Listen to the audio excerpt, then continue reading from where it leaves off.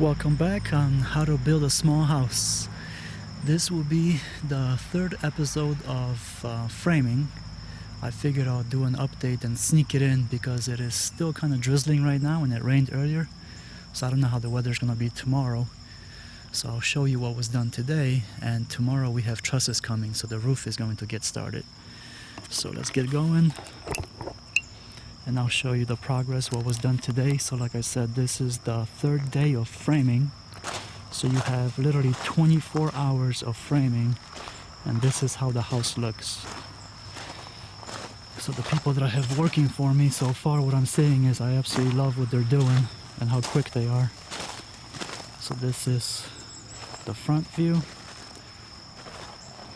That big old blue one that's what the sides are painted with. But the OSB is on. Let me show you the agenda like we always go through. So as I said, this is the third day of framing, and let's get to it because I don't know if the weather is going to hold up or what's going to happen. So you see some water. This rain snuck up on us today, but if you're doing something like this, what I would recommend is to cut this off, because when you cut it off, you don't have standing water, so you don't have a pool in here. But like I said, it snuck up on us, and it's not a big deal because we're coming back tomorrow and we're going to put a roof on, and then we're going to cut this off. I'll tell the guys to make sure to cut it off just in case. So that's that. So let me step into the pool. Got a little bit of an echo in here now. So this is what was done. Let me go into the bedroom from that angle and then I'll show you this wet mess that I got going on right now. So this is the other bedroom, the second bedroom. That's the closet as we talked about yesterday, or the previous episode, which was yesterday. This is what my person that's working with me recommended. Originally I planned for this area to be a furnace, but he said why don't we move the furnace to the little storage area we created over there, and we'll get there in a second. So he's recommended to use this as a linen closet and move the furnace from here to, we'll go there in a second. So this is the washer and dryer. It'll be the stackable kind, so it'll go up. You see some bracing. The diagonal one is for bracing to keep things in place. So it's more enough room for the stackable kind. And the previous customer that I sold the house to, she actually had a good idea. I originally framed it up for a door in here, a bifold, and she just had me remove the bifold altogether, and the washer, dryer, the stackable kind were just sitting out in the open, and I actually love the idea. Nowadays appliances look good, so you don't have to technically hide them, and if you get the right one, it's going to be quiet, so you don't have to worry about noise levels. Plus you have the door to the bathroom right there, so you can close the door. So I kind of took my customer's idea and I'm going with it. So all I'm going to do is, obviously this is going to be all drywalled, but it's not going to be framed for a door. So it saves me $100 on a door, but if somebody wants really a door, they can always put it in. But I liked her idea, so I'm gonna go with it. And as you know, the bathroom window, yeah, I gotta clean those headers out. They look bad wet. Alright, so this is what my guy told me basically to do. This is the closet for the master bedroom. Actually, let me go from that corner so you can get an idea. It's kind of like a maze in here, because this wasn't up in the last video. So this is the master. That's going to be the view. As I said, it rained and it just paused for a second. Got some water over here, but this will be done at the end, graded. Everything will have a slight grade to go basically that way, but like I said, that's at the end. So I'm in the corner. So this is going to be the bathroom, the master bathroom. I'll kind of peek over the brace. So the bathtub is going to be here. The drain is in the middle. I gave the plumber a spec sheet on what kind of tub I have, so he knows basically where to place everything. So if you're buying your bathtub, you can give that to your plumber, and it has measurements, everything is very specific, so they know where to put the drain basically, because not all bathtubs are the same. The other bathroom I just showed you, the drain is on the right side, so it's completely different. But this is a step-in shower, and the other one is actual bathtub in the other bathroom. So that's the toilet, and this is where the sink will go in the corner over there. So that's going to be the bathroom. This is about 5 feet by about 11. I would have to check specifically how many inches it is, but let's just call it 5 by 11. So let me sneak through here. So this is the master closet. Like I said, this is, let me get in a corner so you get a better view. So this house is only 864 square feet, but as you can see by the size of the closet here, it's once again, the length of it is going to be about 11 feet. And the width on this one, if I'm not mistaken, is like 5 feet and 7 inches. It's very close to what the bathroom is. So originally, I was planning on putting the water heater right here, where you see the pipe sticking out. So it would take up about it would be a 2 feet by 2 feet square that would sit right there in the corner. And the rest of it would be a closet. So that's the door for the closet, where the opening is. Like I said, all this stuff, the bottom plates, all this stuff is going to get cut off eventually. So I still haven't decided 100% what kind of door I'm going to put in here, if it's going to be a bifold or what I'm going to do yet, but I'll figure that out eventually. But anyway, so my guy said, why don't we move the furnace and this water heater over here? And that's the little area that I told you about, where it's called a bump out in the house. And he said we can put the electrical panel here, right here. We can have the furnace, for example, in this corner, and then the water heater we can put somewhere on this wall here, because you don't want to put it next to the exterior wall, just for an energy sake, efficiency's sake. So I told him I love the idea. The only $1,000,000 question is if the building inspector would like it, if that's what he's going to, basically, if he's going to go for it. So that's what I have to run by my building inspector and see what he thinks about that. Because all the books you read and everything, the electrical panels have to be somewhere that's easily accessible inside the house, but I don't know. I like the idea of having it in here. So tell me what you think about that. But if I did that, my closet would get bigger, and then also the furnace over there, the area that I showed you earlier, then I would gain a linen closet from that. But I guess we'll see how it goes, how he feels about that. And the electrical panel, I'll just tell you a cool little tidbit of how to save money. If you put the electrical panel here and you put the actual meter in the back of this, it's called a back-to-back connection, and that saves you a couple $100. It could be even over $1,000. Depends how far you would move from the exterior the electrical meter. And if you put the panel on the other side of the house somewhere, you have to run a wire, a very thick wire, and then obviously your electrician has to do more work, so it's going to cost you more. So if you do a back-to-back, and as you know, this is where, it's kind of hard to see here, but you can kind of see through the window, that's where the transformer is. So if you do it back-to-back, you can save yourself easily a couple $100, like I said, and it could be even over $1,000. So you don't have to cut corners and do some shady stuff to save money. All you gotta do is just plan it out and do it smart, and boom, you can save $1,000 just off the get-go like that.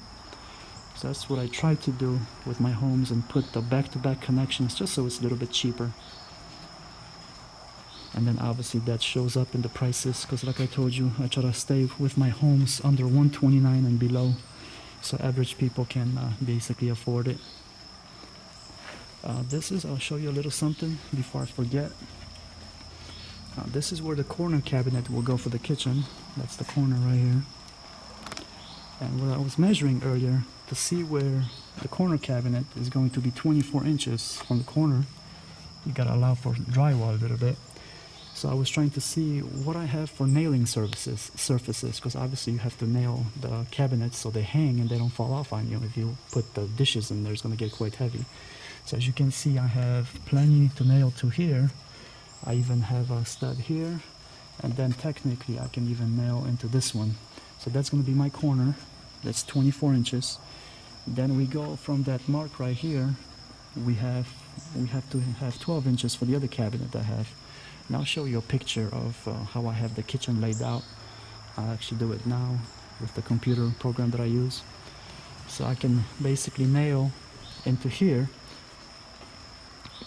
I have room, and I might even put a stud here, but then this one will be for the range for the stove, above the stove, the microwave. So I have something to nail to, and see, I have a mark here, and I have a mark here, so I have two to work with, which is perfect. And that's going to be a 30 inch. That's the regular for the stove, because I'm using all regular appliances, no funky stuff, just stuff you can get at a regular store. And then you have another 12 that I can nail to, so I have room for that. And then I have another one for 30 for the refrigerator. So I have this one 30 here, and I can nail the cabinet into this 30 here. And then to the side of it, what I'm planning on doing is a pantry. That's what that pan thing is. So this is where the pantry will be. You technically don't have to nail a pantry, but I'm gonna do it anyway, just so it's solid and it doesn't wobble around. So I'll mount it to the wall. So that's how my kitchen's going to be. So, I mean, it's kind of hard to tell. Well, I guess if you saw the picture, you kind of use your imagination. So then that's where the sink is going to be, where you have the pipe sticking out. Then you have a dishwasher, which is going to be to the right of it. And then some cabinets to the left. And I'll have plenty of space there to do a cabinet. I don't know what I'm going to use yet, if it's going to be a 24 inches, a 30 inch cabinet, but I guess we'll see how the house looks once it has drywall up. So that's how the kitchen layout will be. And then the people can put a dining room table right there in the kitchen, so eat-in kitchen, or put it against that wall right there where the ladder is. Obviously they can do whatever they like. So that's what I have envisioned for this little house. So as you see, this was finished up framing from the last episode. So this technically was my furnace area. It might still be, depending on what the building inspector says. And well, this doesn't change. That's the washer dryer. Eventually we're going to cut a hole in here so we can vent the dryer part, so it has somewhere to go. And this is the other bathroom, as we talked about a couple of times, and you see how the drain is on the right side in here. So this one is going to be an actual bathtub, so if people have kids or somebody comes from, you know, dirty or something like that, or dogs or whatever, you can actually have a bathtub and you can do things in there. And toilet, and then the sink here, the vanity, whatever you want to call it. So that's the little house, and here's another overview. Actually, rain is holding up, so that's good. I'll give you a tour around the house real quick. So that's going to be a door. All these doors are 3-foot doors, so it's going to be easily accessible. And the other benefit is, if this home, since as you can see you don't have any stairs, could be wheelchair accessible. So that just opens myself up for a potential client who might buy it for an elderly person. So, and that's why I put a walk-in tub in this one, so it's easy to get into. So it's just, I try to think of little things like that, so it's comfortable, instead of having little tiny doors like they put on mobile homes. You have the 24-inch doors, you can barely get through it. If you have something go wrong, you can't, you know, it's hard to put any kind of new cabinets in, you just gotta squeeze in. So I try to put bigger doors. And this will not be a door, that's going to be just an opening, this area. So like I said, in the morning I got trusses coming, and the next episode you'll see this house with a roof on it. So let me walk you around the house. You gotta watch the puddle so I don't step in it, because I don't know how to swim, and I don't want to drown, because then you don't get to see the finished product. So that's one window, 4 feet by 4 feet window, a regular door, and then two of those 4 feet by 4 feet windows, 4040s. So this doesn't have any house wrap on it in the front, and I'll tell you why in a second. You can see kind of that side peeking out of house wrap, the white part on the right side. So let's walk around here.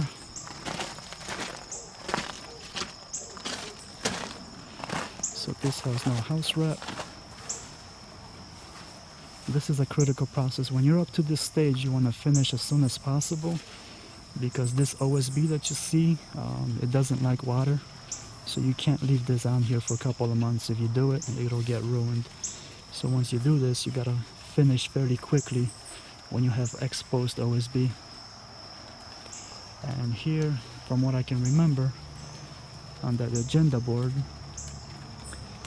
see, that's one board, and you see it goes horizontal. It's 4 feet and then 8 feet this way. And then that one, you kind of try to overlap them, and you have the beginning on the left hand side over there, you have 4 feet and it goes 8 feet, basically that way. This is where your strength is. So if you look in, I gotta watch that word, as I talked about in the last episode, sheathing. This stuff here, this is where it gets its strength. So you don't want to put it up and down, where the 8-foot part goes up and the 4-foot would go left to right. You want to put it horizontal, and that's how the house gets strength. Just a little tidbit. Not everybody knows that. Some of you might not even have a clue about it. Before I started this business, I had no clue, and I had to learn all this stuff just by doing homework, watching YouTube videos, and reading books. So here's the house rep.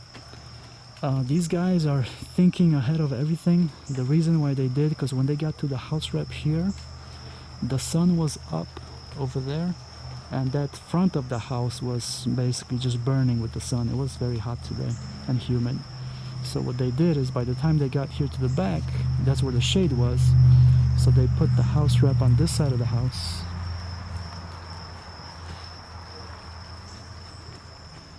And on this side of the house, and it's basically all one piece. So a free plug for the people in Hayesville. They're very good people. I love that company, Mountain Building Supply. If you have them locally, they have good people working there. So basically what's going to happen, before they put the trusses up, they're just going to finish the house wrap on the front of the house on the other side, what we saw. And before I go there, so I don't forget,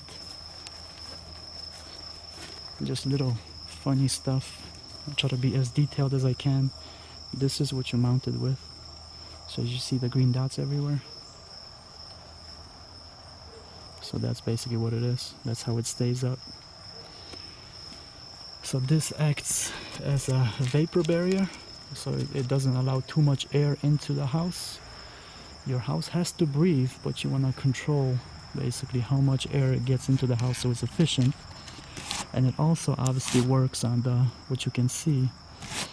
If any moisture gets behind the siding, any rain, water, moisture, condensation, whatever, this is what it's designed to do, to keep the OSB behind it in good quality. So that's what the house wrap does. So it controls the air, how much air gets into the house, and obviously repels the moisture. So that's that.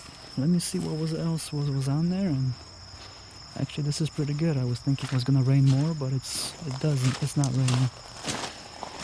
So let's see.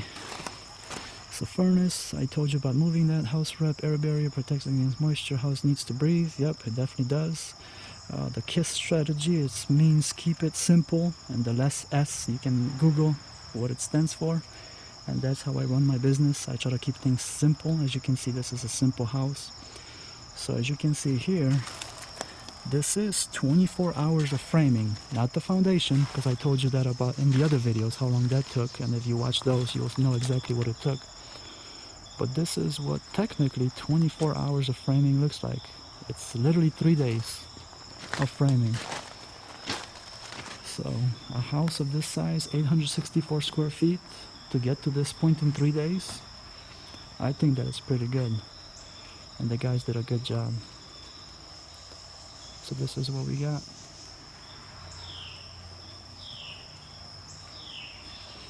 And like I said, I love the closet idea, because that gives me a big closet in here for whoever gets the house. I mean, it's nice to have a walk-in closet where you can have shelves kind of wrapping around when you would come in here and step in here. And you would have shelves, or however you want to do it, all around here. So we'll see what the building inspector says about the ideas if we keep everything originally the way I designed it, or if we can actually move it, see how he feels about that. So that's it, nice and quick. In the last episode, when I was at the window here, there was a little surprise. I'm curious if anybody noticed it. There was a smiley face that I made, but you can rewatch the video, maybe see if you catch it. But anyway, so this is the view of the rainy weather that we just had come through. So I'll end on this like I usually do. So thank you very much for watching, and I will see you next time when the roof will be up. Thanks. Take care.